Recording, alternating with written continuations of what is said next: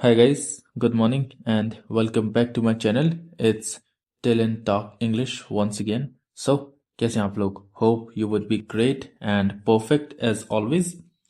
So, first of all, I'm sorry for yesterday because मैं कल एक वीडियो नहीं ला पाया था और उसके लिए I'm sorry. तो आज मैं एक वीडियो अपलोड कर रहा हूँ. ये वीडियो एज ऑलवेज की तरह ऑलवेज की तरह तो नहीं, मैं जो 2-3 दिनों से वीडियो अपलोड कर रहा हूँ ना, जो इंग्लिश स्पीकिंग के लिए है, ये उसी से रिलेटेड है. बट ये स्टोरी थोड़ी सी अलग है. ये वीडियो थोड़ी सी अलग है क्योंकि इसमें जो मैंने सेंटेंसेस यूज़ करे हैं आज, वो वाले सेंटेंस हैं जो हम अपने डे टू डे लाइफ होती है ना, उसमें एवरीडे हम लाइफ में सबसे ज़्यादा जो यूज़ करते हैं वो वाले सेंटेंस होते हैं. तो अगर आप भी इस वीडियो को देखेंगे तो आप डेफिनेटली जो सेंटेंस आप डेली लाइफ में यूज़ करते हैं हिंदी में, उनको आप इंग्लिश में बोल पाएंगे. So without wasting a time हम सीधा वीडियो पर आते हैं और देखते हैं वो कौन से ऐसे सेंटेंस हैं जो हम अपने डेली लाइफ में सबसे ज़्यादा यूज़ करते हैं. सो जो पहला सेंटेंस है वो है how are you. How are you, देखो यहाँ पर क्वेश्चन वर्ड है. जब आप जहाँ पर भी क्वेश्चन वर्ड आ जाता है, समझ जाना कि वो एक क्वेश्चन कर रहा है, हमसे कुछ पूछ रहा है. So how are you means जो होता है वो होता है आप कैसे हैं. जो हिंदी में हम पूछते हैं ना कि आप कैसे हैं, तो उसको बोलते हैं हाउ आर यू. ठीक है. नेक्स्ट, जो दूसरा वाला सेंटेंस है वो है I am fine thank you. अब इसका हम रिप्लाई कैसे देंगे? अगर किसी ने हमसे पूछ लिया कि हाउ आर यू, तुम कैसे हो, तो अब हमें रिप्लाई देना भी आना चाहिए. तो जो इसका जो रिप्लाई देते हैं वो हम देते हैं आई एम फाइन, यानी कि मैं ठीक हूं. थैंक यू मीन्स धन्यवाद. ये इसका रिप्लाई होता है. कौन से? पहले वाले का जो हमने पूछा था. Next, third, what are you doing. तुम क्या कर रहे हो. What are you doing means आप तुम क्या कर रहे हो या फिर आप क्या कर रहे हो, जो हिंदी में होता है ना, जैसे कि आप क्या कर रहे हो. हमें किसी से पूछना होता है कि आप क्या कर रहे हो, तुम क्या कर रहे हो, तो उसको हम इंग्लिश में कैसे बोलेंगे? What are you doing. Okay. Next, four, जो है वेयर आर यू गोइंग. देखो यहाँ पर भी क्वेश्चन वर्ड है, इससे पुराने वाले में भी क्वेश्चन वर्ड था. अब ये जो क्वेश्चन वर्ड्स हैं, जैसे कि मैंने आपको स्टार्टिंग में बता ही चुका हूं कि ये जो क्वेश्चन वर्ड होते हैं ये इंडिकेट करते हैं कि ये हमसे क्वेश्चन पूछा जा रहा है. So where are you going. अब वेयर आर यू गोइंग को हम हिंदी में बोलते हैं कि आप कहाँ जा रहे हो. जब हमें किसी से पूछना होता है कि तुम कहाँ जा रहे हो, आप कहाँ जा रहे हो, तो उसको हम इंग्लिश में कैसे बोलते हैं? Where are you going. ठीक है. अब पांचवा सेंटेंस जो है what do you want. What do you want means Hindi में अगर इसको कहें तो आपको क्या चाहिए. ये हो सकता है. हम इसको दूसरी तरह से भी बोल सकते हैं, जैसे कि आपको क्या चाहिए या फिर आप क्या चाहते हैं. What do you want mean आप क्या चाहते हैं, इस तरीके से भी बोल सकते हैं. तुम क्या चाहते हो, वट डू यू वॉन्ट, इस तरीके से भी बोला जा सकता है. सो एक इंग्लिश वर्ड की ना हिंदी में एक दो मीनिंग और भी निकल सकते हैं. जरूरी नहीं है कि जो एग्जैक्टली जो निकल रहा वही हो, एक दो मीनिंग और भी निकल सकते हैं. हम वो अपने तरीके से बना सकते हैं.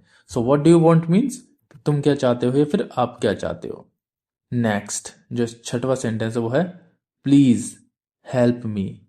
प्लीज हेल्प मी में प्लीज होता है कृपया, हेल्प मी मतलब होता है मेरी मदद करें.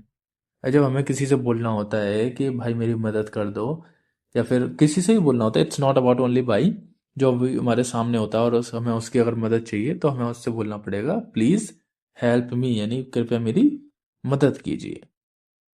नेक्स्ट, सातवां सेंटेंस है कैन यू हेल्प मी. अब इसको हिंदी में बोलेंगे क्या आप मेरी मदद कर सकते हैं. अब देखो यहाँ पर ना वो बोल नहीं रहा है कि मतलब प्लीज हेल्प मी कि मेरी मदद करो. यहाँ पर वो पूछ रहा है क्या तुम मेरी मदद कर सकते हो. अब दोनों में अंतर है थोड़ा बहुत, अगर आप ध्यान से सोचें थोड़ा, तो दोनों में थोड़ा बहुत अंतर आ रहा है. पहले वाले में वो पूछ नहीं रहा है, पहले वाले में वो स्टेटमेंट दे रहा है कि प्लीज हेल्प मेरी मदद करो. लेकिन सेकंड वाले में जो सातवां सेंटेंस है इसमें वो पूछ रहा है हेल्प के लिए, क्या तुम मेरी मदद कर सकते हो. राइट. तो अगर आप कुछ ऐसा काम कर रहे हैं जिसमें आपको लगता है कि ये मेरी मदद नहीं कर पाएगा या फिर वो नहीं कर पाएगा, तो आप उनसे पूछेंगे नहीं. पर जब आपको लगेगा तो कि यार ये शायद ये कर सकता है, थोड़े थोड़े चांस है, तो आप उससे पूछोगे क्या आप मेरी मदद कर सकते हो, कैन यू हेल्प मी. ठीक है. नेक्स्ट, आठवां सेंटेंस जो है व्हाट टाइम इज इट. जब हमें किसी से समय पूछना होता है तो हम पूछते हैं व्हाट टाइम इज इट, जिसको हिंदी में बोलते हैं कितने बजे हैं। हम यही तो पूछते हैं कितने बज रहे हैं, कितना टाइम हो रहा है, क्या समय हो रहा है। अच्छा देखो, मैंने भी आपको बताया कि इंग्लिश के हम हिंदी में एक दो मीनिंग और भी निकाल सकते हैं जब इंग्लिश हम हिंदी करते हैं। तो जैसे कि यहाँ पे जो सेंटेंस है वो है व्हाट टाइम इज इट। अब देखो, इसको हम दो तीन तरीकों से और भी बोल सकते हैं। पहला बोल सकते हैं कि कितने बजे हैं, पहला हो गया। दूसरे तरीके बोल सकते हैं कितना टाइम हुआ है, ये भी बोल सकते हैं। थोड़ा बहुत अलग है क्योंकि हमने इसमें एक वर्ड टाइम यूज कर लिया जो इंग्लिश का ही है, बट हम ऐसा बोल लेते हैं ना। तीसरा हम बोल सकते हैं कि कितने बज रहे हैं, कितना टाइम हुआ है, क्या समय हुआ है, ये भी बोल सकते हैं। ठीक है, तो हम देखो एक इंग्लिश का वर्ड था, हमने तीन तरीके से बोल लिया। सो ऐसा ही होता है। So what time is it मतलब कितना बजे हैं, क्या टाइम हुआ है। Next 9, I don't understand. जब भी हमें कोई कुछ व्यक्ति कुछ समझाता है और हमारे समझ में नहीं आता है ना, तो हम क्या बोलते हैं, आई डोंट अंडरस्टैंड, यानी कि मुझे समझ नहीं आया, मुझे समझ नहीं आया, I don't understand. 10, please speak slowly. अच्छा, इसमें से ना कुछ सेंटेंस ऐसे हैं जो शायद मैं आपको कल करा चुका हूँ। तो अगर आप में से कुछ बच्चे नए हैं जो इसको देख रहे हैं तो वो तो बेस्ट है, बेस्ट है, कोई दिक्कत वाली बात नहीं। बट अगर आप में से कुछ बच्चे ओल्ड हैं ना, जो इसने वो वीडियो पहले भी देख चुकी हैं, तो आपके लिए रिवाइज हो जाएगा, कोई ज़्यादा बड़ी बात नहीं है। वैसे ज़्यादा सेंटेंस नहीं है, एक जो पुराने वाले एक दो ही सेंटेंस होंगे। सो प्लीज स्पीक स्लोली मतलब कृपया धीरे बोलिए। अब कृपया धीरे बोलिए का दो मतलब हो सकते हैं। पहला, अगर कोई व्यक्ति बहुत जल्दी जल्दी बोल रहा है तो वो क्या, सामने वाला व्यक्ति बोल सकता है ना प्लीज स्पीक स्लोली, कि कृपया धीरे बोलिए, बहुत तेज मत बोलिए, जल्दी जल्दी मत बोलिए। पहला सेंस ये निकल सकता है। दूसरा सेंस ये भी निकल सकता है कि प्लीज स्पीक स्लोली मतलब वो बहुत तेज चिल्ला चिल्ला के बोल रहा हो, क्या पता, तो उससे वो बोल रहा है कि धीरे बोलो, स्पीक स्लोली। ओके, नेक्स्ट जो सेंटेंस है वो है नंबर 11, जिसको है आई एम बिजी राइट नाउ। जब कोई व्यक्ति हमसे कुछ काम की बोलता है और हम कुछ काम कर रहे होते हैं पहले से ही, तो हम क्या बोलते हैं कि मैं अभी व्यस्त हूं, बाद में बताना। So I am busy right now means मैं अभी व्यस्त हूं, मैं अभी बिजी हूं। ठीक है, number 12, I will call you letter. I will call you letter मतलब मैं आपको बाद में कॉल करूंगा, फोन करूंगा। हम ये बोल सकते हैं, हमारे पास फोन आता है और हम बिजी होते हैं, कुछ काम कर रहे होते हैं, तो हम उसको कैसे बोलते हैं, तो मैं तुमको बाद में फोन करूंगा। सो इसको इंग्लिश में I will call you later. Next number 13, wait for a moment.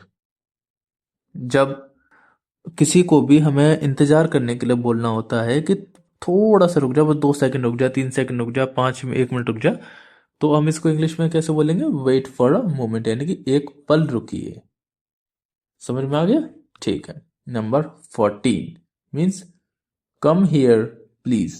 जब हमें किसी को बुलाना है, हम यहाँ खड़े हुए हैं और कोई व्यक्ति हमसे 10 फीट दूर खड़ा हुआ और हम चाहते हैं कि वो व्यक्ति यहाँ पे आ जाए मेरे पास, तो हम उसको हिंदी में तो बुला सकते हैं कि इधर आ जा, इधर आ, कैसे भी करके बुला सकते हैं। बट अगर हम उसको इंग्लिश में बुलाना है तो कैसे बोलेंगे, कम हियर प्लीज, यानी कि कृपया यहाँ आइए। ठीक है, नेक्स्ट 15, लेट्स गो। जब हम कुछ काम कर रहे होते हैं या फिर हमें कहीं जाना होता है या फिर हम कुछ भी कर रहे होते हैं लाइक, और हमारा दोस्त, मैं पढ़ रहा हूँ, मेरा दोस्त आता है मेरे पास, मुझसे कहता है कि चल हम कुछ खाने चल रहे हैं बाहर, तो हम कैसे बोलते हैं, लेट्स गो, चलो चलते हैं। ठीक है, नेक्स्ट 16 जो है व्हाट हैपेंड। अच्छा, जब हमें किसी से ये पूछना है, कोई उदास है, कोई रो रहा है, कोई हंस रहा है, या फिर कोई पढ़ रहा है, या फिर कोई कुछ भी कर रहा है और हमें उससे पूछना है कि तुम क्या कर रहे हो, what, I am sorry, what क्या कर रहे हो, नहीं, व्हाट हैपेंड मीन्स क्या हुआ।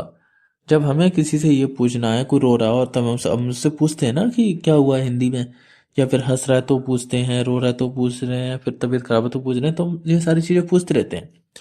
तो इसी को हम इंग्लिश में कैसे बोलेंगे, व्हाट हैपेंस मीन क्या हुआ। ठीक है, नेक्स्ट जो कि है सेंटेंस नंबर 17 जो है don't worry. Don't worry means चिंता मत करो। जब भी कोई हम टेंशन ले लेते हैं, प्रेशर ले लेते हैं, तो हमारे बड़े हमसे क्या कहते हैं, डोंट वरी, सब ठीक हो जाएगा, यानी चिंता मत करो।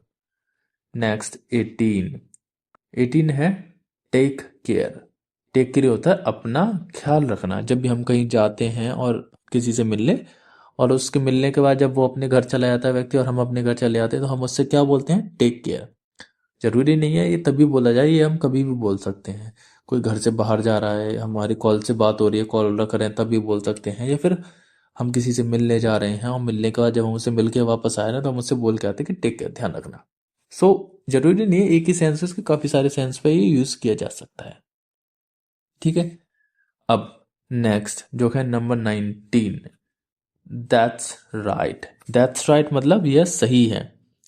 सामने वाला व्यक्ति, आपका मित्र, आपका दोस्त, आपके पापा मम्मी, कोई भी आपको कुछ सलाह दे रहा है, कोई आपको कुछ बता रहा है, और आप कहते हैं कि हाँ बात तो सही है, तो उस कंडीशन में क्या कहते हैं, यह सही है। यह सही है मतलब दैट्स राइट, मतलब बात सही है, यह सही है। अगर कुछ बोल रहे हैं तो बोलते हैं ना यस, तो यह तो सही है, तो यानी that's right. Alright. It's not about only कि बात के ऊपर ये डिपेंड करे, और भी चीज़ों के ऊपर डिपेंड करता है ये। ठीक है। जैसे हम कोई चॉइस करने गए, कोई फ़ोन लेने गए, कोई गाड़ी लेने गए, या फिर कोई कार लेने गए, कुछ भी मान लो। तो अब दो लोग जाते हैं, दो से तीन लोग। अब उसमें से एक पसंद कर लेता, दूसरे वाले से वो पूछता है ना, हाँ भाई कैसी लग रही है, तो वो बोलता है दैट्स राइट, ये सही है। ठीक है। ओके।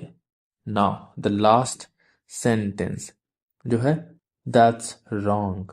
दैट्स रॉन्ग मीन्स ये गलत है, ये गलत है। आपके सामने कुछ गलत काम हो रहा है, लेकिन उसको वो सही कर रहा है जो वो ये गलत काम कर रहा है, तो हम उसको क्या बोलते हैं कि ये गलत है, दैट्स रॉन्ग, तुम सही नहीं कर रहे हो, पार्शलिटी कर रहे हो या फिर कुछ भी कर रहे हो, बट वो सही नहीं है जो भी तुम कर रहे हो, अगर वो सही नहीं होता एक्चुअली तो। So these are the all 20 sentence guys जो मैंने आज लिखे थे। Hope you definitely enjoy these sentences. मैं सच बोल रहा हूँ, अगर आप इन सेंटेंसेस को याद कर लेंगे ना, रट लेंगे, तो आपको अपनी डेली लाइफ में बहुत ज़्यादा चीज़ों में इम्प्रूवमेंट दिखेगा ही दिखेगा, आपकी स्पीकिंग में, आपकी सारी चीज़ों। अच्छा मुझे एक बात बताओ, मुझे कमेंट करके बताओ, आप में से कितने सारे बच्चे जो मेरी वीडियोस देखते हैं, उनमें से कौन जो स्पीकिंग की तैयारी कर रहा है, कौन नॉर्मल इंग्लिश बोलना चाह रहा है, और कौन ग्रामेटिकल या फिर किसी एग्जाम वगैरह से रिलेटेड तैयारी कर रहा है।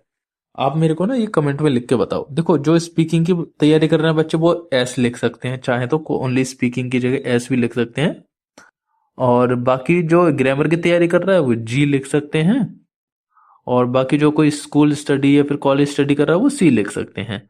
इससे मैं समझ जाऊंगा कि कौन कितने बच्चे क्या क्या कर रहे हैं। जो बहुत ज्यादा बड़ा कमेंट नहीं है, छोटा सा कमेंट है, बट कर देना प्लीज। ठीक है।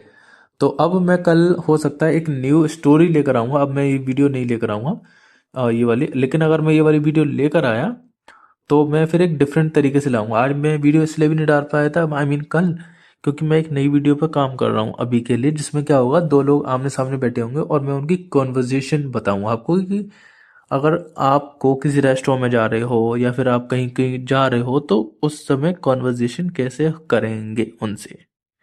ठीक है, वो चीज़ करूंगा।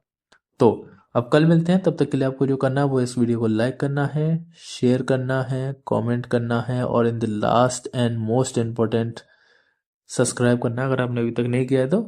अब कल मिलेंगे with the same time with a new interesting video. तब तक के लिए take care and good bye.